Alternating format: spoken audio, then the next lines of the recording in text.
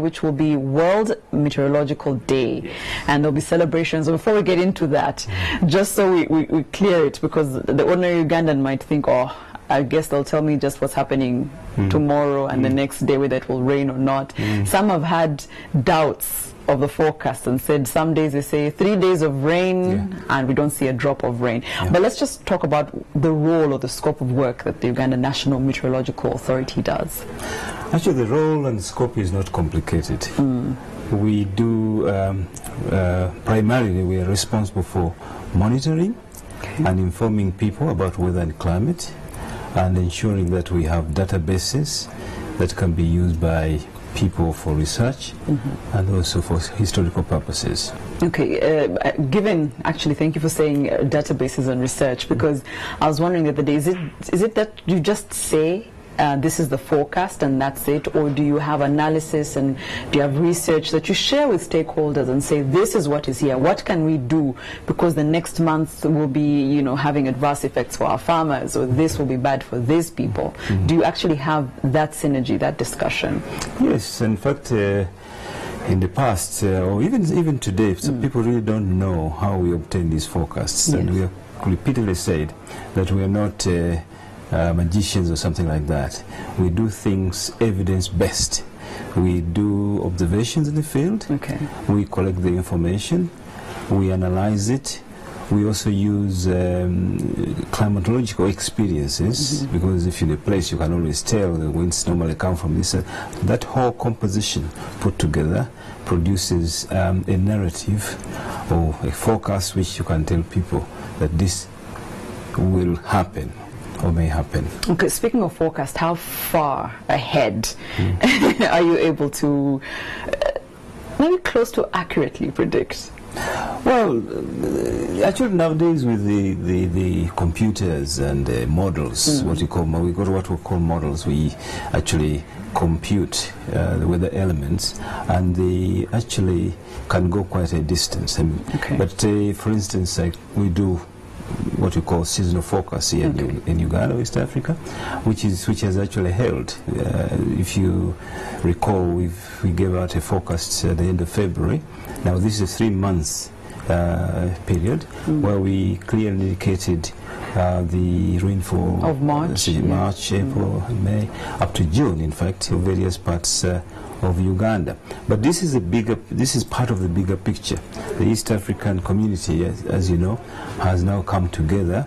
The weather services of Kenya, Tanzania, Uganda, Rwanda, Burundi, and Ethiopia, we normally get together occasionally, discuss using the various observations that have been done, not only in Uganda or Kenya or Tanzania, but also beyond in the world, and how they influence our weather and climate systems. And after that, it's normally about 2-3 days, we put together a regional forecast, which encompasses Ethiopia, Sudan, Kenya, Tanzania, and so on, and we're able to tell sometimes they first a general picture, and then you get back to different countries, like Uganda.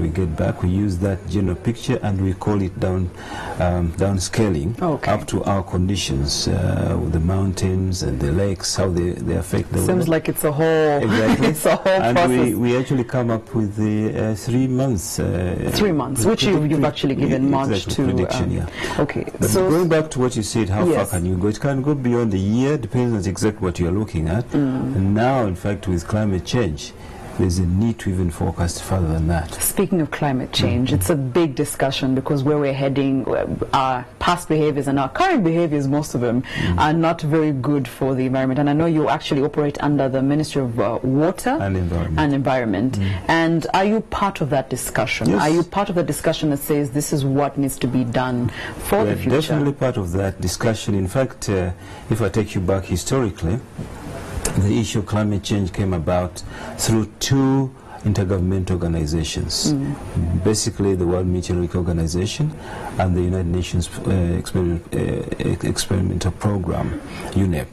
Those two organizations came together after certain observations for a number of years had been seen, and indeed coined the idea of climate change. So you're actually at the helm of it all. Yes, as we wrap up, we're pressed for time. Friday is the World Meteorological Day.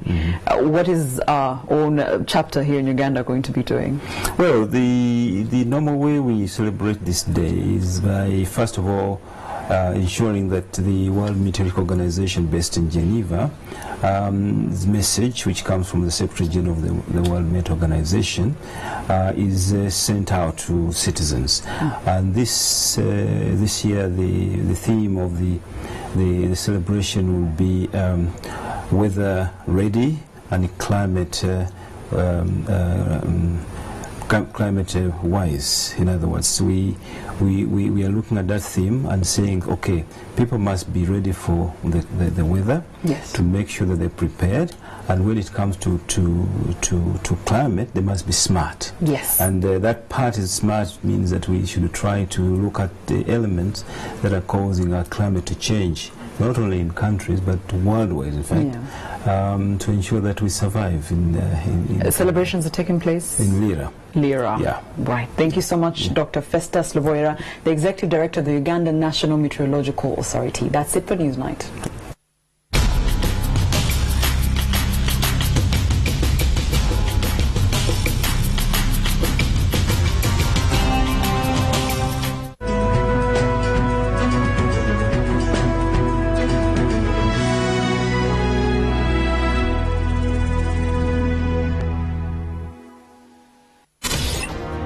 I've been in Uganda for just over 2 years now, and I absolutely love the country. My frustration, though, and